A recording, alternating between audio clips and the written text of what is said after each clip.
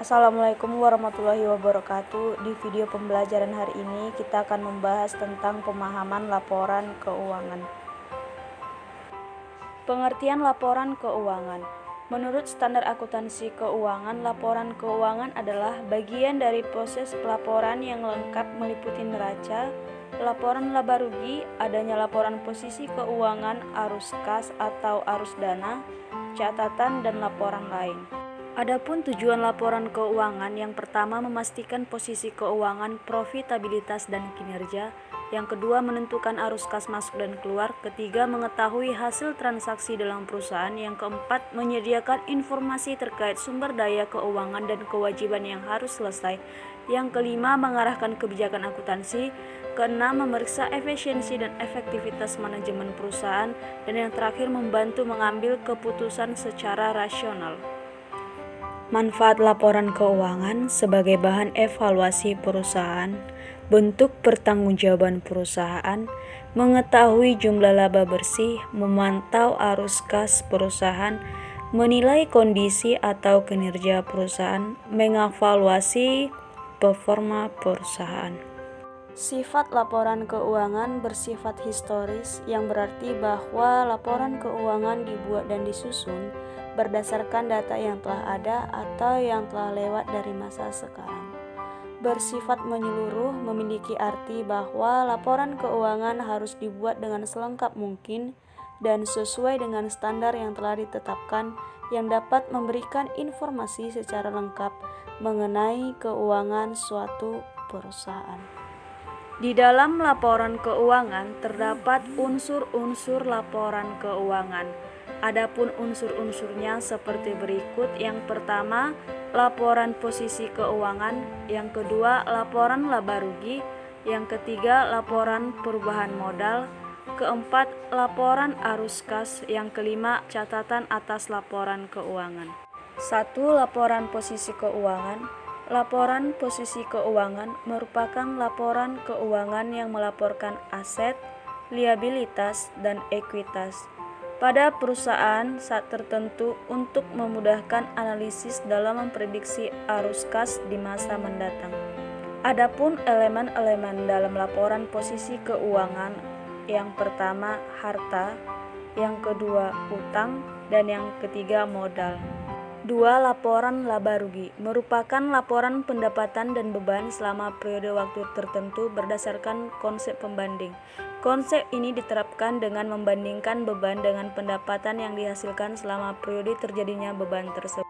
3. Laporan perubahan modal. Laporan perubahan modal merupakan suatu ikhtisar perubahan modal pemilik yang terjadi selama periode tertentu, misalnya sebulan atau setahun. Laporan tersebut dipersiapkan setelah laporan laba rugi karena laba bersih atau rugi bersih periode berjalan harus dilaporkan dalam laporan ini.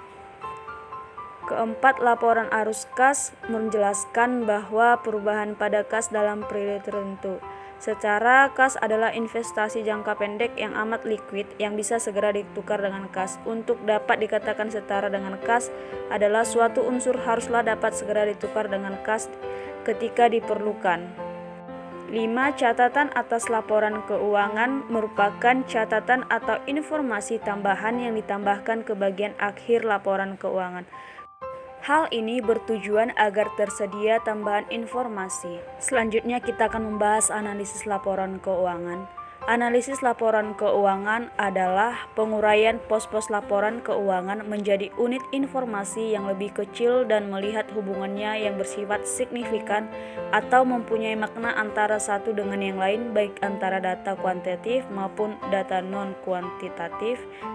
Dan tujuan analisis laporan keuangan sebagai berikut. Yang pertama, investasi saham, yaitu sebagai penentu dalam pengambilan keputusan yang akan diambil oleh investor terhadap kepemilikan saham dalam suatu perusahaan.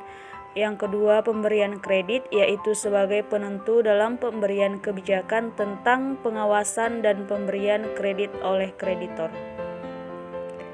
Analisis laporan rasio keuangan. Analisis laporan keuangan pada suatu perusahaan umumnya merupakan perhitungan dari rasio-rasio untuk menilai keadaan keuangan perusahaan di masa lalu, saat ini, dan kemungkinan di masa yang akan datang. Rasio keuangan merupakan suatu upaya atau kegiatan dalam membandingkan data yang ada dalam laporan keuangan. Kegunaan analisis rasio laporan keuangan ada 3 kelompok yang pada umumnya. Yang pertama, para pemegang saham dan calon pemegang saham. Yang kedua, para kreditur dan calon kreditur. Yang ketiga, manajemen perusahaan. Maksudnya adalah tingkat keuntungan baik sekarang maupun di masa yang akan datang sangat penting. Hal tersebut dikarenakan tingkat keuntungan akan mempengaruhi finansial baik jangka pendek maupun jangka panjang. Rasio profitabilitas merupakan gambaran hasil kinerja perusahaan dalam mengelola perusahaan. Profitabilitas perusahaan dapat diukur dari berbagai macam seperti laba operasi, laba bersih, tingkat pengambilan investasi atau aktiva, dan tingkat pengambilan ekuitas pemilik. Rasio ini dibagi menjadi 5 jenis. Dapat dilihat pada slide tersebut. Jenis-jenis rasio profitabilitas ada 3: profit margin on sales, hasil pengembalian investasi, hasil pengembalian investasi atau ROI. Pengaruh profitabilitas terhadap investasi.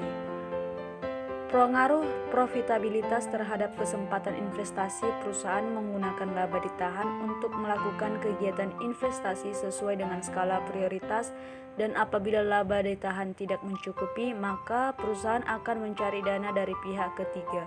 Semakin besar profitabilitas perusahaan, maka akan kemungkinan perusahaan menggunakannya untuk kegiatan investasi.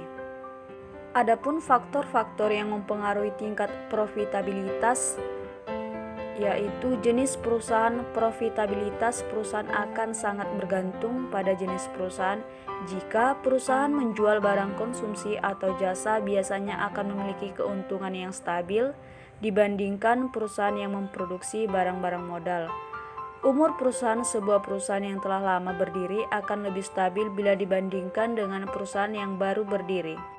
Sekian video pembelajaran tentang pemahaman laporan keuangan.